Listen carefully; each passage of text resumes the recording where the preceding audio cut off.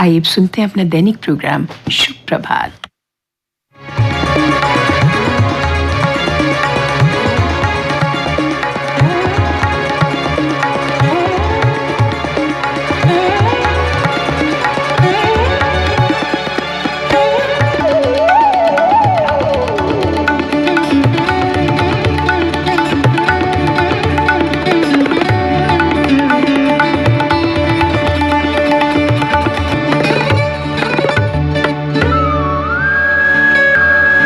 कार्यक्रम शुभ प्रभात के सभी श्रोताओं को राजेश गुप्ता का शुभ प्रभात। गुड मॉर्निंग, नमस्कार। निर्जीवों में भर दे प्राण, वो है महावीर भगवान। निर्जीवों में भर दे प्राण, वो है महावीर भगवान। श्रोता, पूरे विश्व को अहिंसा परमो धर्म का संदेश देने वाले जैन धर्म के 24वें तीर्थंकर भगवान महावीर की जयंती पर आप सबको शुभकामनाएं। जैन धर्म को व्यवस्थित रूप प्रदान करने का कार्य महावीर स्वामी द्वारा किया गया था। 12 वर्ष की घोर तपस्या में अद्भुत साहस दिखाने के कारण इन्हें महावीर भी कहा गया। इन्होंने अपनी इंद्रियों को जीत लिया था और इसीलिए इन्हें जिन की उपाधि भी हासिल है। श्रोता, महावीर ने अनेकांत सिद्धांत के माध्यम से शांति, मानवता एवं लोकतांत्रिक मूल्यों की महत्ता को स्थापित किया।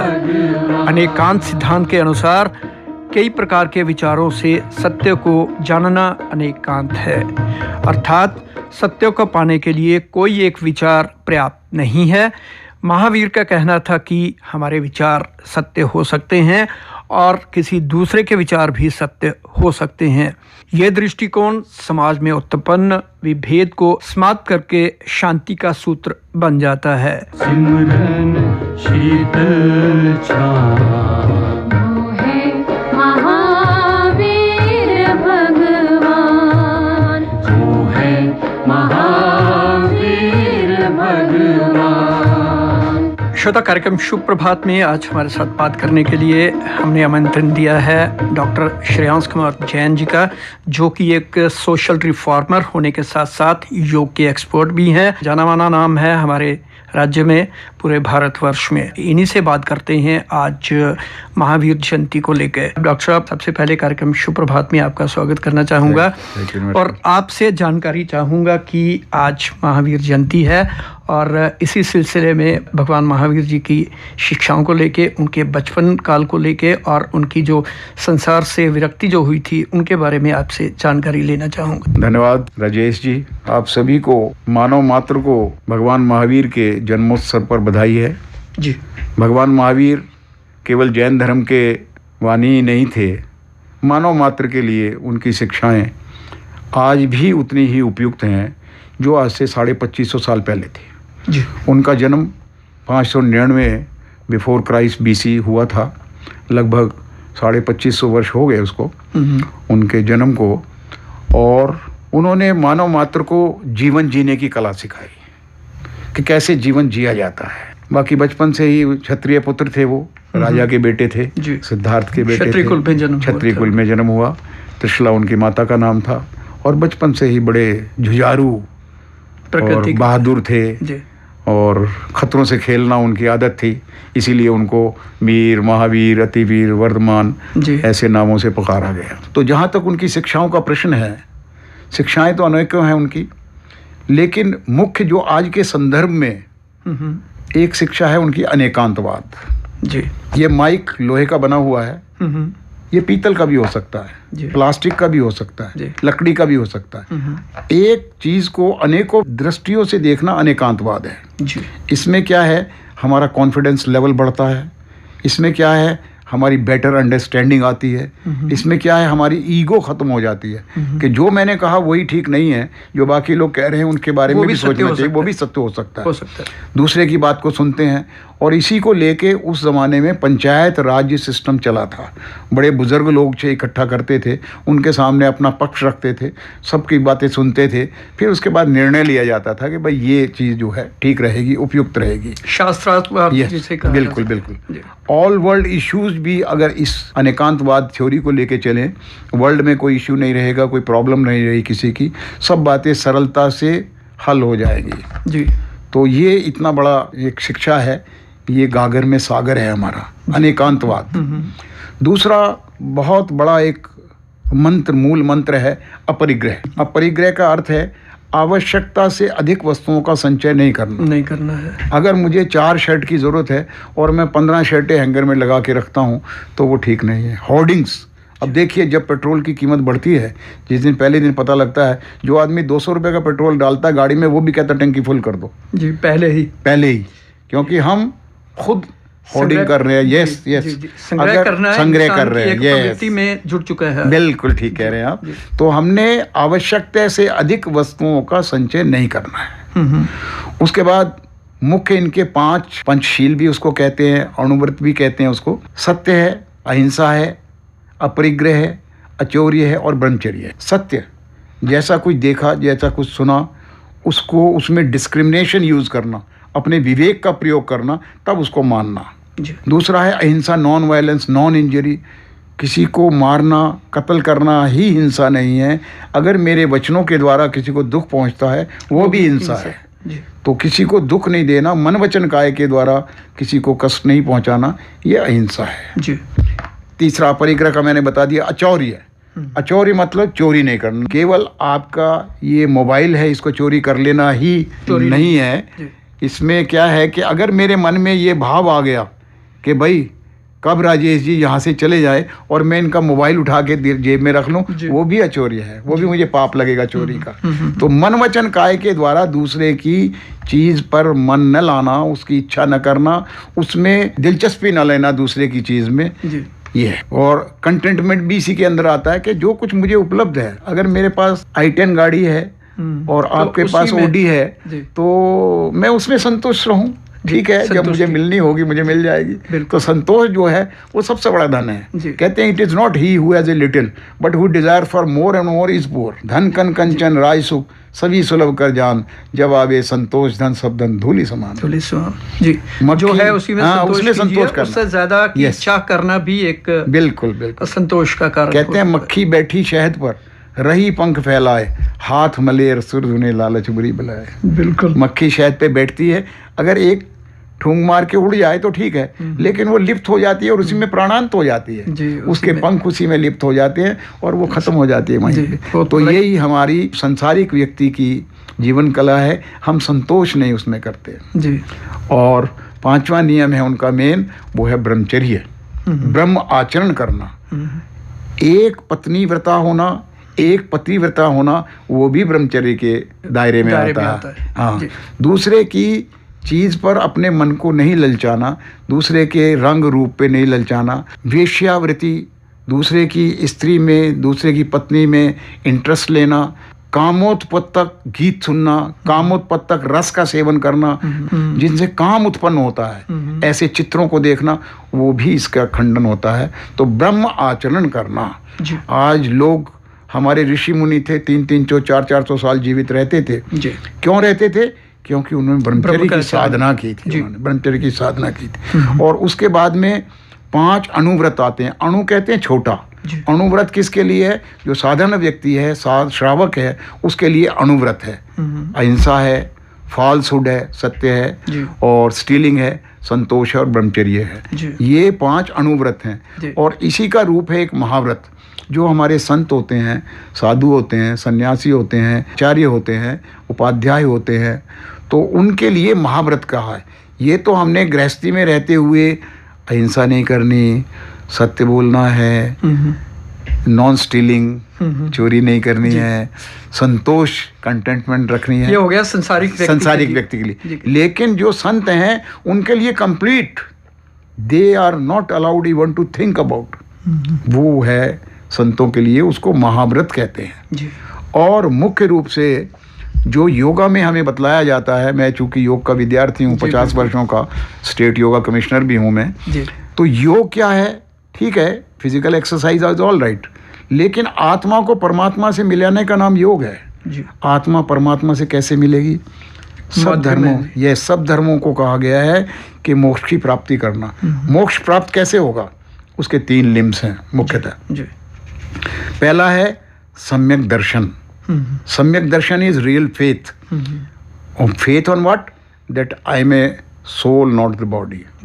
मैं आत्मा हूँ, शरीर नहीं हूँ। इस पर श्रद्धान रखना, विश्वास, अटल विश्वास रखना कि मैं आत्मा हूँ, शरीर नहीं हूँ। ये सम्यक दर्शन है।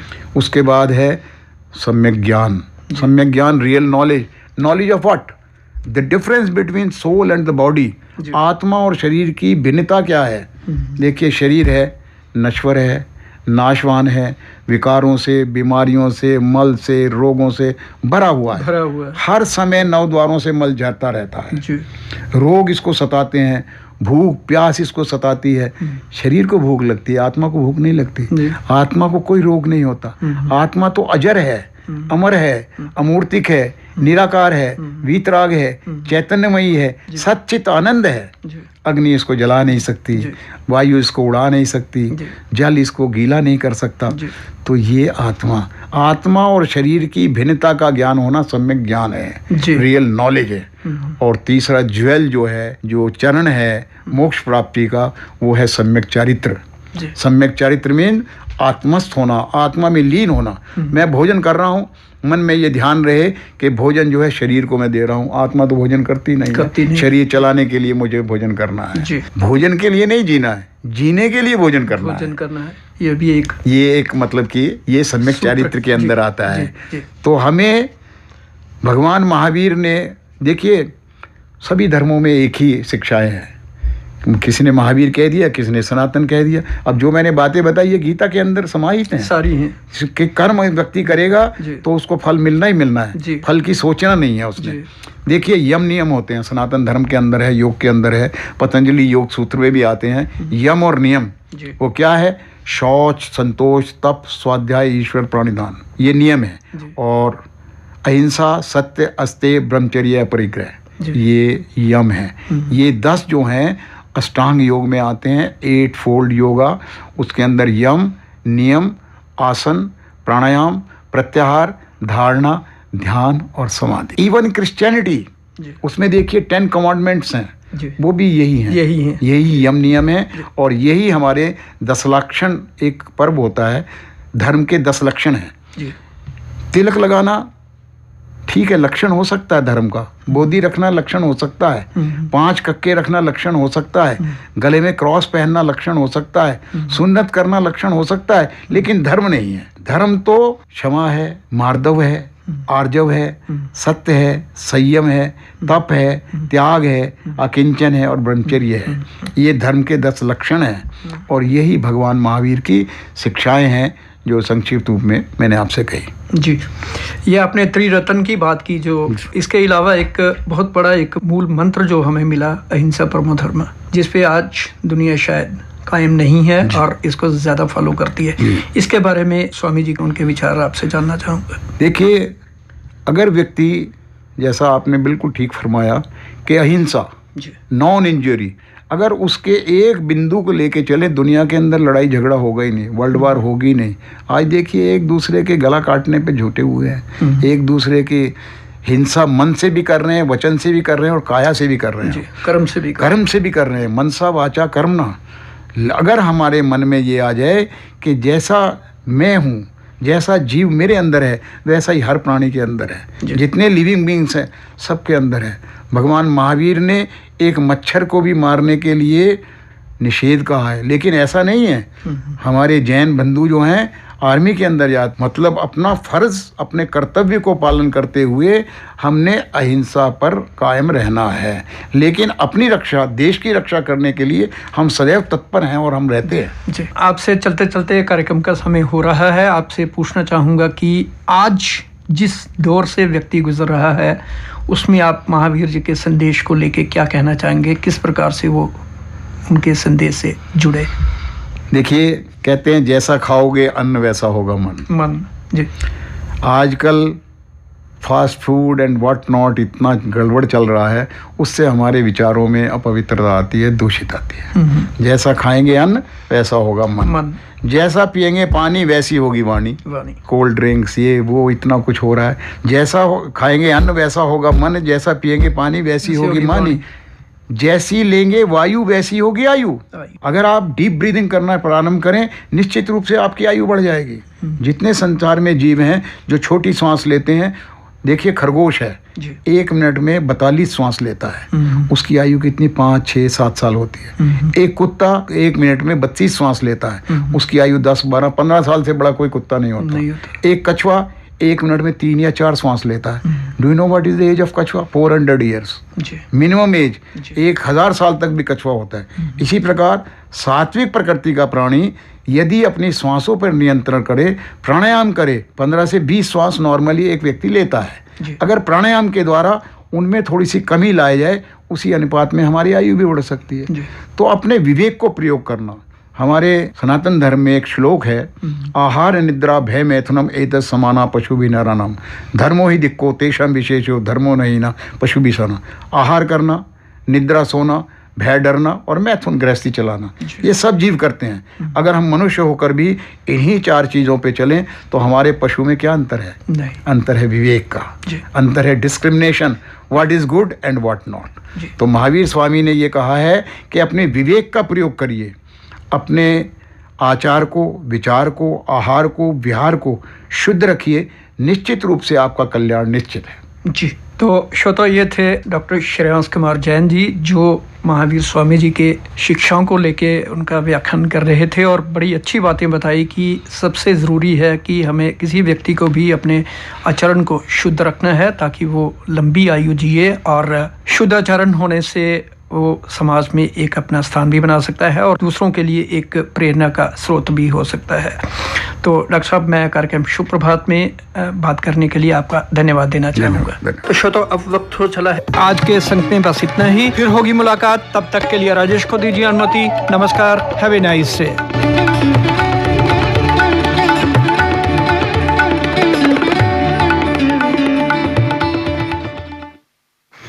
श्रोताओं, आप सुन रहे थे कार्यक्रम शुभ प्रभात। प्रस्तुति राजेश गुप्ता की थी।